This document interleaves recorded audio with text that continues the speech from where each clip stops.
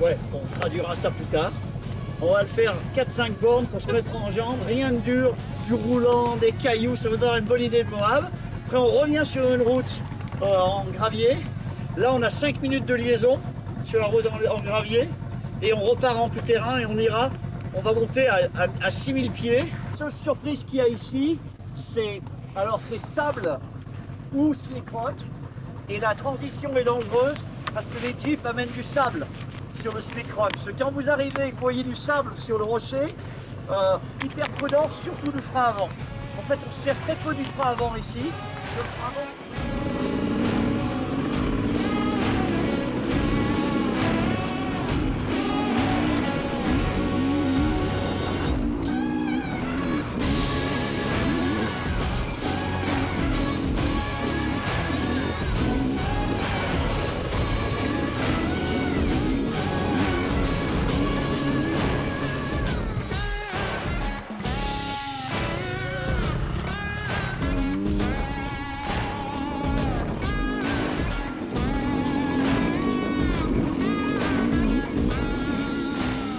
Je m'appelle Éric Perronard, je suis franco-américain et je suis promoteur d'événements sportifs motorisés, spécialisés dans la moto tout-terrain. Entre la France et les États-Unis, déjà, il y a le Québec, parce que je suis arrivé en Amérique du Nord au Québec parce que mon père était un professionnel de hockey.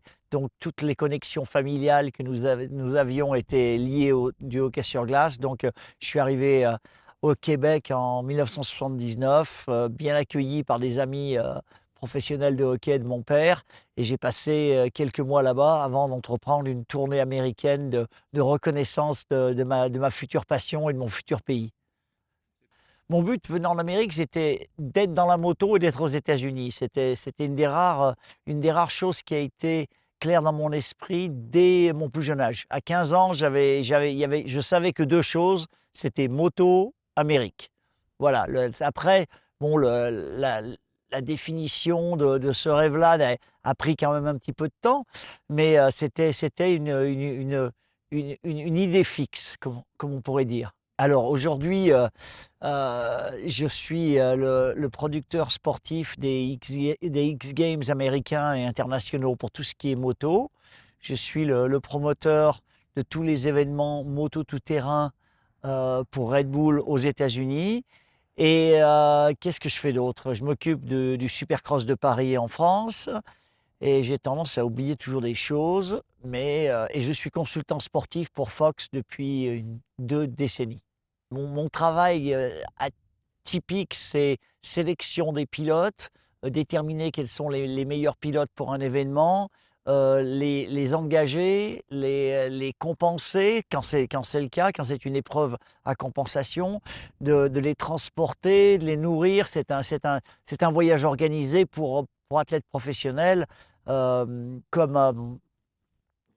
beaucoup de gens font dans les business. C'est juste la catégorie dans laquelle je travaille qui est assez particulière et unique. On est peut-être 2 ou 3 au monde à faire ce que je fais.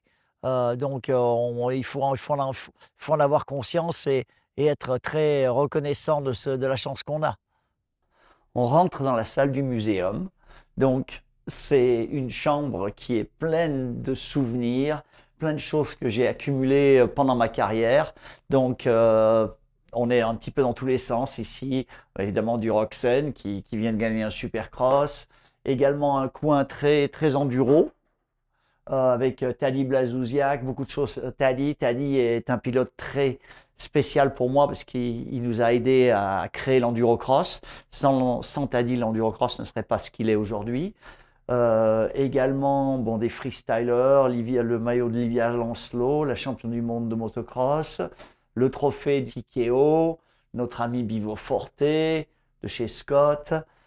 Et passons de l'autre côté de la pièce avec un coin très Frenchy sur lequel ont quelques souvenirs à moi, des casques qui m'ont appartenu, maillot de Musquin, maillot de Pourcel, maillot de Musquin, des photos et particulièrement cette paire de bottes Scott très rares, les jaunes et noirs, avec lesquels j'ai fait le Touquet en 1982. Donc elles sont toujours là, intactes. Et un dernier coin superstar avec le dernier casque Fox de Barcia qu'il m'a offert après le Supercross de Paris, le casque de Ricky Carmichael de Atlanta, je crois en 2002, le dernier casque Fox de Stewart qu'il m'a également offert après le Supercross de Paris, et des maillots signés, le maillot de Carmichael ici, qui est la seule apparition de Carmichael au X Games, qui avait presque gagné le step-up, le circuit de Toronto de Stewart, signé par Stewart, une de ses plus belles courses de sa carrière, pour lui et pour tous les fans. Ma grâce, évidemment, l'incontournable King of Supercross. Et voilà, une petite chambre pleine de pouvoir et infusée par tous les champions de sport moto de la planète.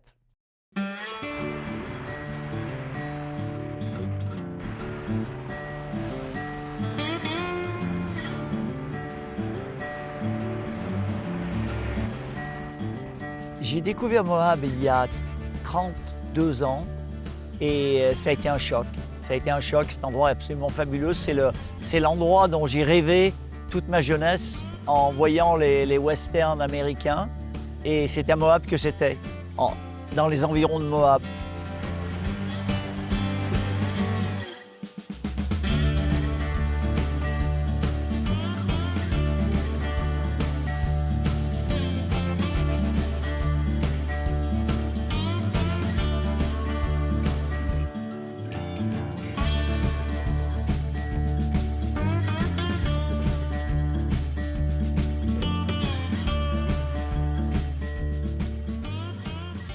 Donc je suis venu en 92 la première fois. J'ai amené un de mes amis, Mike, avec moi en disant on va aller faire un coup de moto dans un coin extraordinaire. On a passé une semaine à faire de la moto ici, à découvrir la plupart des chemins qu'on a pu faire ensemble. Et voilà, c'est mon deuxième amour après Carole.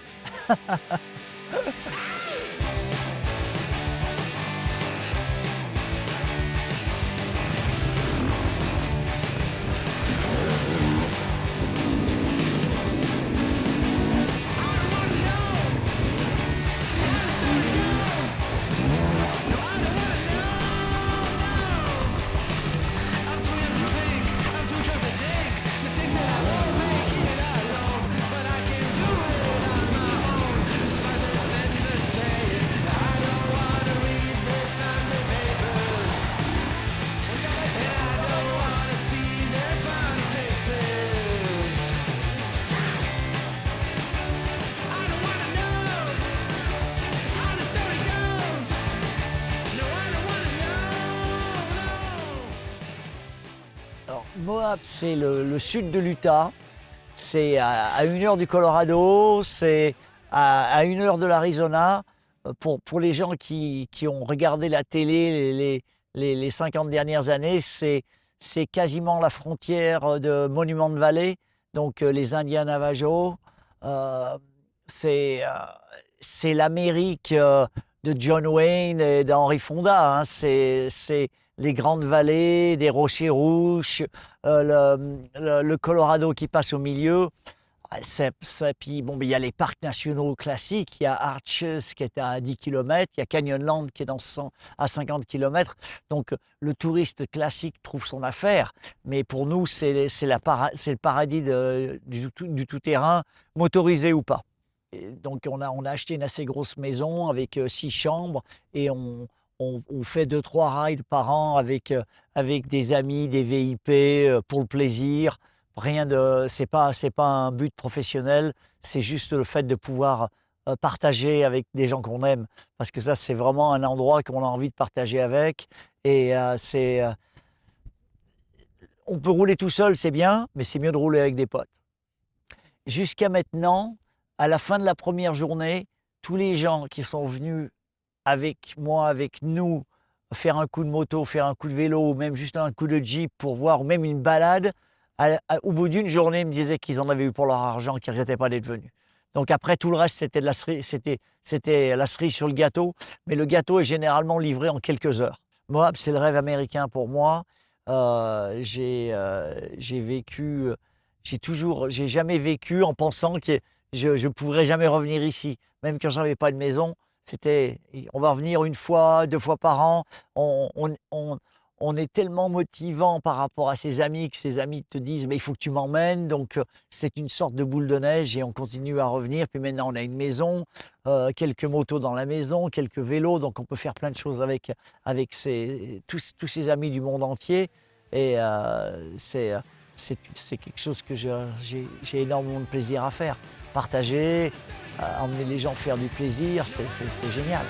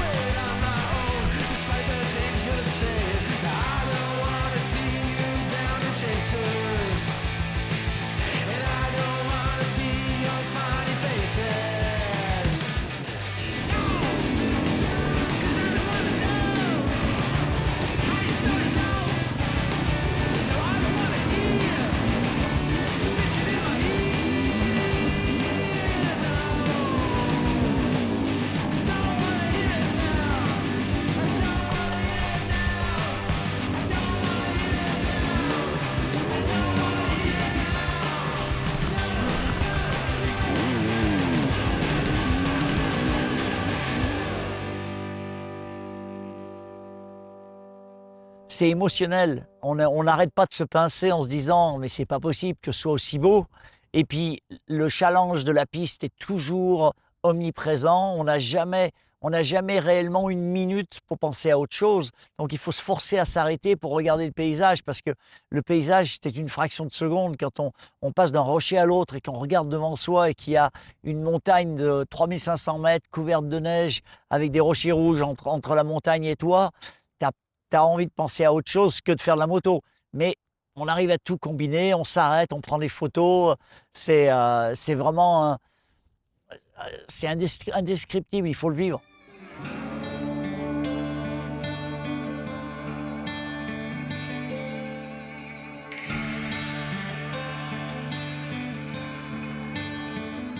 J'ai jamais perdu contact avec la raison pour laquelle j'étais là.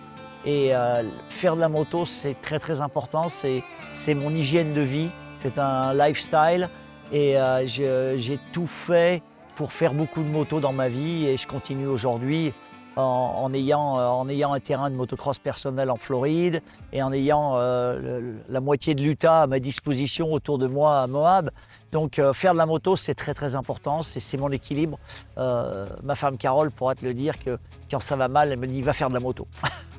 Donc ça c'est important.